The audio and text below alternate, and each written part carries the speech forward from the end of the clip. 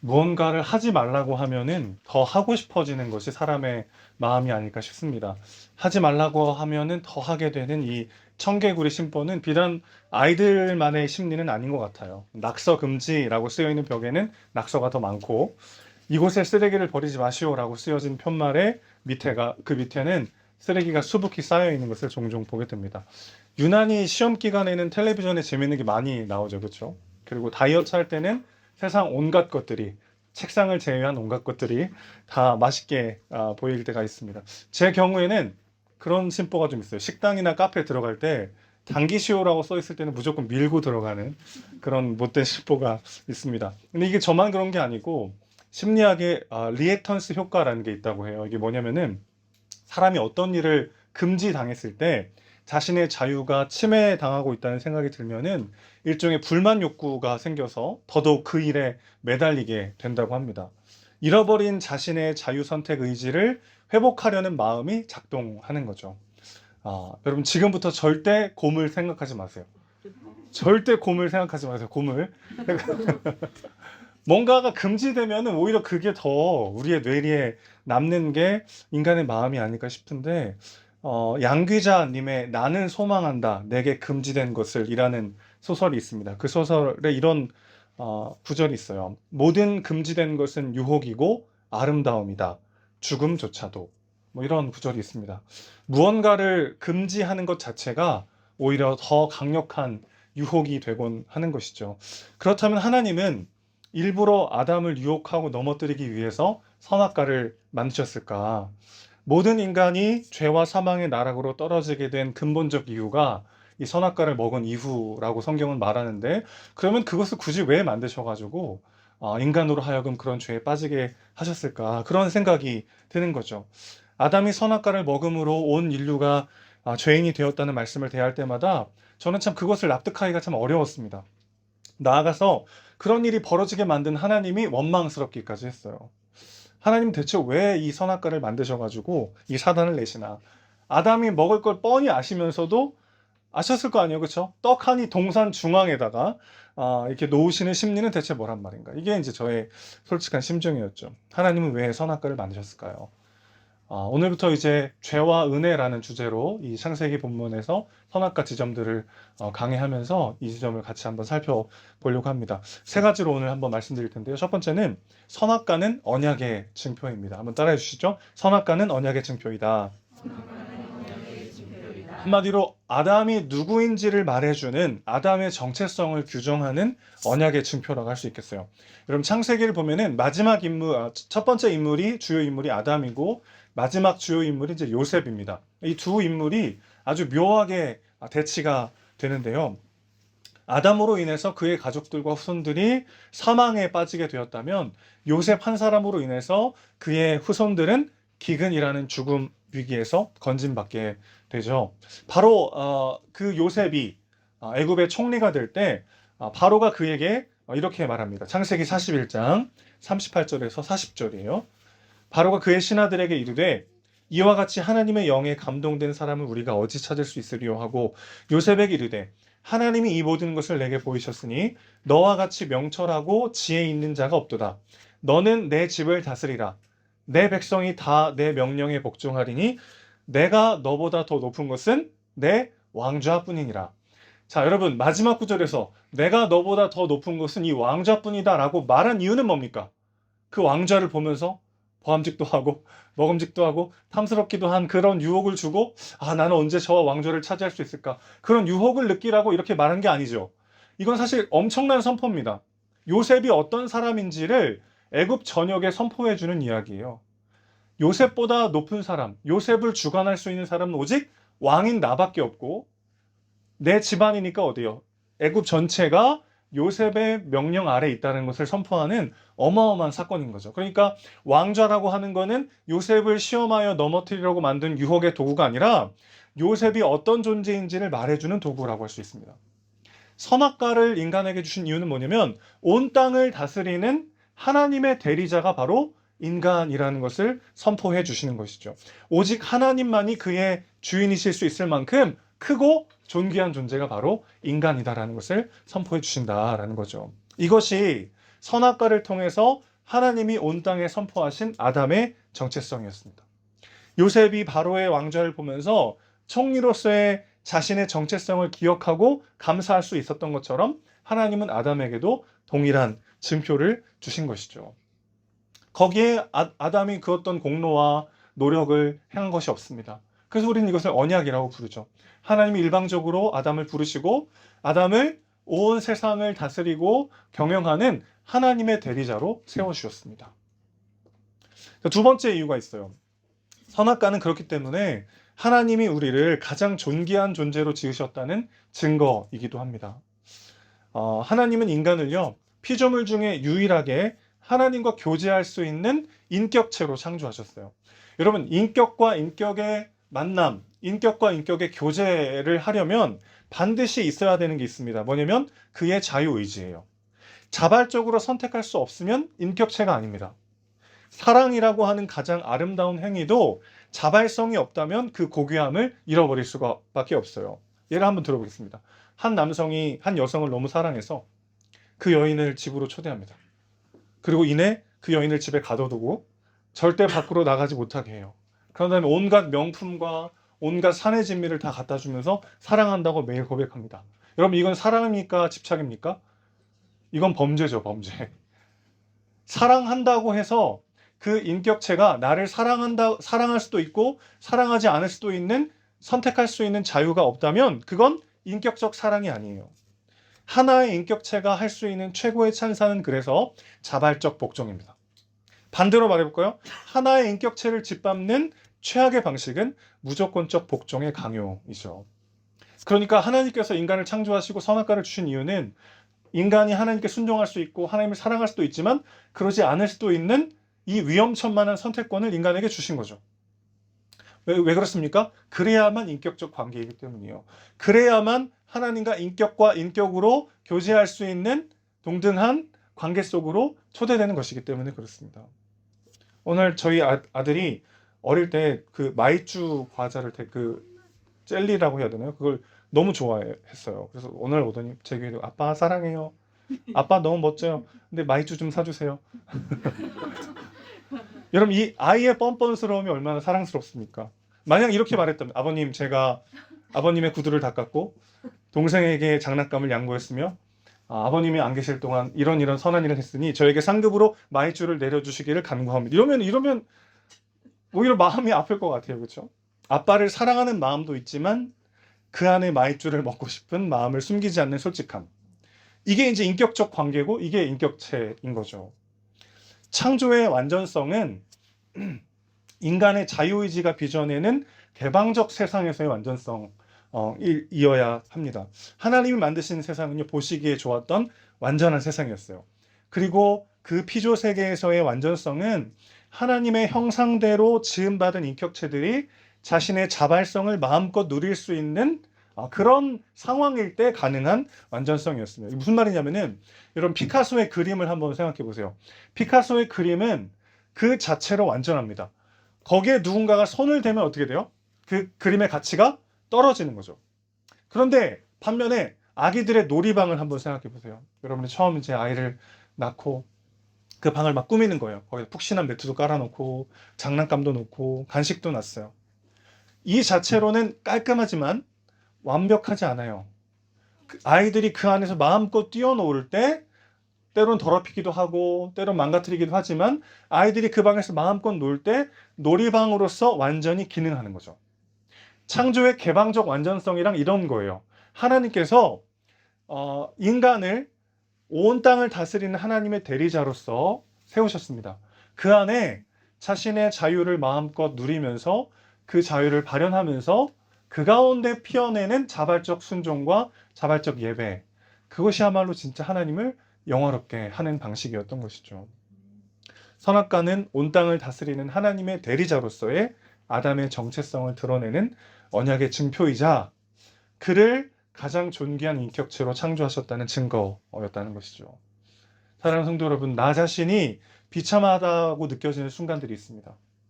그럴 때 우리는 하나님의 부르심 안에서 우리를 바라봐야 합니다. 창조주 하나님을 믿는다는 건 어떤 의미냐면은 우리가 하나님께 얼마나 존귀한 자로 여김받고 있는가, 얼마나 가치 있는 존재로 부름받았는가를 기억하는 거예요. 지금 당장 거울 앞에 선 내 모습은 그렇지 않은 것처럼 보일 때가 훨씬 더 많죠. 그러나 그분의 신실하심과 전능하심으로 기어이 우리를 그런 하나님의 아름다운 사람으로 완성해 내실 그분을 신뢰하는 것입니다. 스스로가 초라하게 느껴질 때, 작게 느껴질 때, 그때 우리는 어떤 말씀을 기억해야 합니까? 우리는 하나님의 형상이고 하나님의 결작품이죠. 우리 옆 사람에게 한번 인사해 볼까요? 당신은 하나님의 형상입니다. 당신은 하나님의 걸작품입니다. 거울을 믿지 말고 하나님을 믿으십시오. 한번. 마지막 세 번째입니다. 선악과를 만드신 세 번째 이유. 선악과는 한번 따라해 주시겠어요? 피조색의 사용 설명서다. 네. 여러분, 하나님께서 인간에게 주신 명령은, 최초의 명령은 이 선악과 명령이 아니라는 게 굉장히 중요합니다. 하나님 인간을 만드신 다음에 인간에게 주신 가장 처음 주신 명령은 선악과 명령이 아니고 요 명령이거든요. 창세기 1장 27에서 28절 우리 같이 한번 읽어볼게요. 시작. 하나님이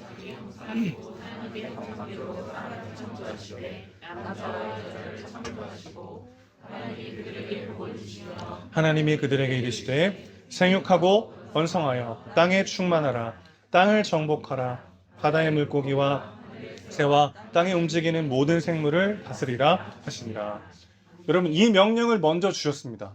하나님께서 우리에게 원하시는 가장 근본적인 뜻은 뭐냐면 우리가 하나님이 창조하신 세상을 마음껏 영위하는 거예요. 그 안에서 마음껏 기쁨과 자유와 의미와 생명을 누리면서 하나님이 지으신 그 세계를 마음껏 누리도록 하는 게 그게 하나님의 뜻인 거죠. 그런데 그럴 수 있으려면 이 선악과 명령이 필요했던 겁니다. 자, 다시요. 창세기 1장 27절에서 28절 이 말씀에 기록된 대로 하나님이 우리를 부르셨고 이 말씀대로 살아내길 원해서 인간을 창조했어요.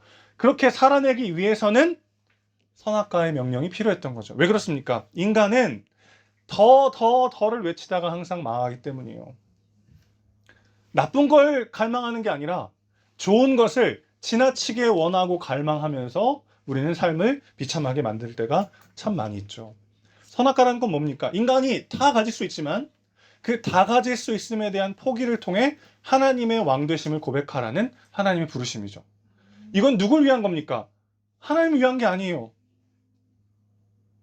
하나님이 뭐 그 선악과 너무 좋아해가지고 야 아담아 이거는 나만 먹을 테니까 좀 양보해줘라. 그런 의미가 아니라고요. 어제 청년부 수련회 때 저녁에 치킨을 먹었습니다. 저는 연애할 때 저는 다리를 좋아하고 아내는 퍽살을 좋아해가지고 연애할 때와 신혼 때 치킨을 먹게 되면 굉장히 행복했어요. 그런데 저랑 똑같이 생긴 생명체들이 하나씩 태어나면서 그들이 닭다리의 맛을 알아가기 시작했습니다. 그래서 겹쳐요. 그런 의미가 아니란 말이에요. 하나님이 내가 너무 선악과를 좋아하는데 아담아 이건 나한테 양보해 줄래? 그런 의미가 아니란 말이죠. 인간이 더 가질 수 있음을 포기하는 방식으로 하나님의 왕되심을 인정하도록 만들었습니다. 왜 그렇죠?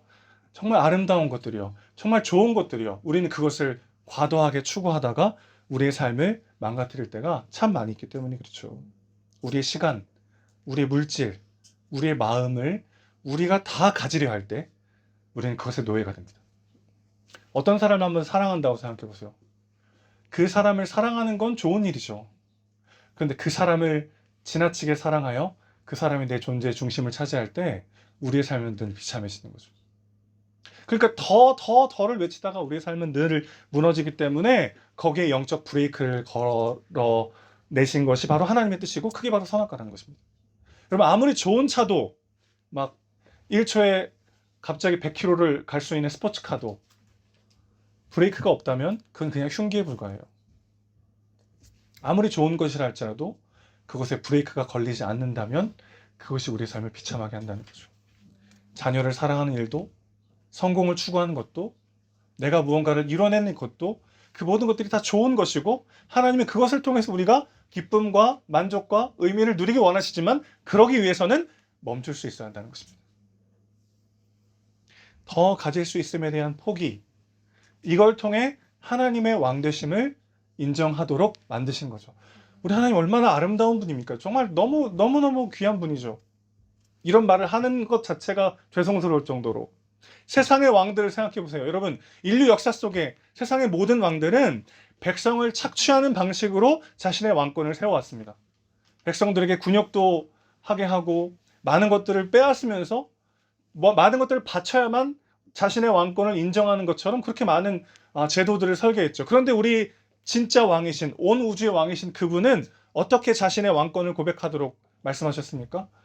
하나님이 지으신 세상을 우리가 마음껏 영위하며 기뻐함을 통해서 자신의 왕권이 드러나길 원하시는 분이죠. 여러분, 우리 하나님은 우리가 하나님이 창조하신 이 모든 세상을 마음껏 누리길 원하십니다. 그 마음껏 누리려면 우리에게 영적 브레이크가 필요하다는 거죠. 우리의 시간, 우리의 소유, 우리의 마음에 영적 브레이크가 필요하다는 거예요. 그래야만 하나님이 창조하신 이 세상을 온전히 누리며 살아낼 수 있기 때문에 그렇습니다. 기독교 쾌락주의라는 말을 유명하게 만든 존 파이퍼 목사님은 이런 말씀을 하셨어요. 하나님은 우리가 그분 안에서 가장 만족할 때 우리 안에서 가장 영광을 받으신다. 이해하세요? 우리가 하나님 안에서 가장 기뻐하고 그 안에서 가장 만족할 때 그런 우리의 모습을 보며 그분은 가장 큰 영광을 받으신다. 우리 하나님은 이런 분이세요. 누구보다 우리가 만족과 기쁨과 생명과 은혜를 누리길 원하십니다. 그리고 그러려면 멈출 수 있어야 한다는 거예요. 내가 다 가지려 하면 그게 나를 무너뜨리게 한다는 겁니다. 멈출 수 있어야 온전히 누릴 수 있습니다. 여러분 시간에, 여러분의 물질에, 여러분의 사랑에, 여러분이 추구하는 의미에 브레이크가 있어야 합니다. 그럴 때 우리는 하나님이 우리에게 주신 것들을 온전히 누릴 수 있는 것이죠. 그래서 여러분 우리는 선악과를 보면서 진정한 자유라는 것이 뭔지를 생각해 봐야 합니다. 여러분 자유라는 게 뭘까요? 사전에서는 이렇게 정의되어 있어요. 아무 것에도 제약받지 않는 상태. 그럼 이게 가능합니까? 아무 것에도 제약받지 않는 상태라는 게 가능해요? 일단 우리는 중력의 법칙을 심하게 받고 있어요. 그렇죠? 점점 몸이 무거워지는 그 중력의 법칙을 몸소 느끼고 있습니다. 그리고 여러분 이 시대에 이 성별로 이 국적으로 태어나려고 모태에서부터 결정하고 작심하고 다짐한 사람이 누가 있어요? 생각보다 우리가 자발적으로 결정해서 이 세상에 나오지 않은 것들이 참 많이 있어요. 그러니까 사실 진짜 자유라고 하는 거는 아무 것에도 제약받지 않는 상태라기보다는 이렇게 정의할 수 있을 것 같습니다. 자신이 원하는 상위 가치를 위해서 제한할 수 있는 자유를 선택하는 힘이요. 다시 한번요. 진짜 자유란 뭐냐면은 내가 원하는 진짜 가치를 추구하기 위해서 나의 여러 자유들 중에 무엇을 제한할까를 선택할 수 있는 힘이 진짜 자유라고 할 수 있겠습니다. 예를 들어 볼게요. 여러분 자유는 단편적이지 않아요. 굉장히 복합적입니다. 그래서 이 자유 중에 어떤 자유를 선택할지를 내가 진짜 선택할 수 있어야 진짜 자유로운 사람이라고 할 수 있어요. 피아니스트가 있습니다. 피아니스트가 무대 위에서 자유롭게 마음껏 연주할 수 있으려면 어떻게 해야 되죠? 무대 아래에서 끊임없이 놀고 싶고 먹고 싶고 자고 싶은 자유를 제한해야 돼요. 무대 아래서의 자유를 제한해야 무대 위에서의 자유를 마음껏 누릴 수 있습니다. 운동선수도 마찬가지죠. 운동장에서 마음껏 자유롭게 자신의 플레이를 펼치려면 운동장 밖에서 끊임없이 자기의 자유를 제한해야 합니다. 그러니까 진짜 자유라는 건 뭐예요? 내가 진정으로 추구하는 가치를 위해서 나의 자유를 제한할 수 있는 힘이요. 그게 진짜 자유인 거죠. 하루 종일 게임에 빠져 있는 사람을 자유롭다고 말하는 사람은 없습니다. 이걸 뭐라고 말해요? 우리는 중독이라고 말하죠. 하루 종일 그것만 하는 거를, 하루 종일 거기에 빠져 있는 거를 우리가 자유롭다고 말하지 않고 중독이라고 말한 이유는 뭐예요? 자유라고 하는 건 원래 내가 제한할 수 있는 자유를 선택할 수 있는 힘이 진짜 자유이기 때문이죠. 진정한 가치에 눈을 뜨고 그것을 위해 자발적으로 내 자유를 제한할 수 있는 힘. 이것이야말로 위험천만하게 우리에게 자유의지를 주시고 창조의 아름다움과 그 역동을 통해 영광받기 원하시는 하나님의 뜻을 우리가 알 수 있는 중요한 요소인 것이죠. 그래서 우리 주님 이렇게 말씀하십니다. 진리를 알지니 진리가 너희를 자유롭게 하리라. 그 진리가 뭐죠? 우리 주님 이렇게 말씀하셨어요. 내가 곧 길이요 진리요 생명이다. 그분을 알 때, 그분을 바라볼 때 우리는 더 자유하게 되는 것이죠. 우리 주님께서 우리에게 자유를 주시기 위해서 포기하는 것이 무엇입니까? 너무나도 많죠. 영원전부터 존재하셨던 그분께서, 무소부재의 하나님, 안 계신 곳이 없는 그분께서 하나의 시간과 하나의 장소로, 한 몸으로 이 땅에 오셨습니다. 여러분, 한 시간 동안 여기 우리가 있으니까 되게 행복하지, 만약에 앞으로 평생 이 공간에서 살아야 된다, 막 그래서 마음이 튀어나올 정도로 얼마나 답답해요. 근데 생각해 보세요. 영원 전부터 계신 그분이, 안 계신 곳이 없었던 그분이 하나의 시간 속으로 들어오셨습니다. 하나의 공간 안으로 들어오셨어요. 얼마나 답답할까요? 신학적으로 이거를 그리스도의 자기 비하라고 말합니다. 자기가 깨지고 자신을 그렇게 괴롭히고 그렇게 자신의 모든 자유를 내려놓으시면서 우리 주님은 이 땅에 오신 것이죠. 어떤 모습으로 오셨죠? 부모님의 도움이 없이는 아무것도 할 수 없는 아기의 몸으로 오셨습니다. 그 자유하신 그분께서, 길이요 진리요 생명이신 그분께서 부모의 도움이 없이는 아무것도 할 수 없는 아기의 몸으로 하나의 시간과 공간 속으로 이 땅에 오셨습니다. 자신의 자유 전부를 포기하시면서까지 그분이 하려고 했던 게 뭐죠? 우리에게 진정한 자유를 주기만 하셨다는 거죠. 진리를 알지니 진리가 너희를 자유케 하리라. 그분께서 자신의 모든 자유를 내어놓으심으로 우리에게 참 자유를 주신 것이죠. 만해 한용우님의 복종이라는 시가 있습니다. 제가 한번 읽어드릴게요. 남들은 자유를 사랑한다지만 나는 복종을 좋아합니다. 자유를 모르는 것은 아니지만 당신에게는 복종만 하고 싶어요. 복종하고 싶은데 복종하는 것은 아름다운 자유보다도 달콤합니다. 그것이 나의 행복입니다. 그러나 당신이 나더러 다른 사람을 복종하라면 그것만은 복종할 수가 없습니다. 다른 사람을 복종하려면 당신에게 복종할 수 없는 까닭입니다. 아멘이십니까? 만해 한용우님은 유명한 불교학자예요. 유명한 불교학자도 아는 이 진리를요. 복종하고 싶은데 복종하는 것은 아름다운 자유보다 달콤합니다. 하나님이 창조하신 이 창조 세계를 진정한 자유인으로 살아낼 수 있는 그 창조 세계 피조 설명서, 그건 꼭 예수 믿는 사람들만 아는 건 아니더라고요. 여러분, 진짜 자유하기 위해선 그리스도 안에 복종하셔야 합니다. 그분 안에, 진리 안에서 우리는 진정으로 자유할 수 있기 때문에 그렇습니다. 온 마음 다해 그분을 사랑하고 온 마음 다해 그분께 순종할 때 우리는 진짜 자유가 뭔지, 진짜 생명과 의미가 뭔지를 경험하게 될 것입니다. 함께 찬양하겠습니다.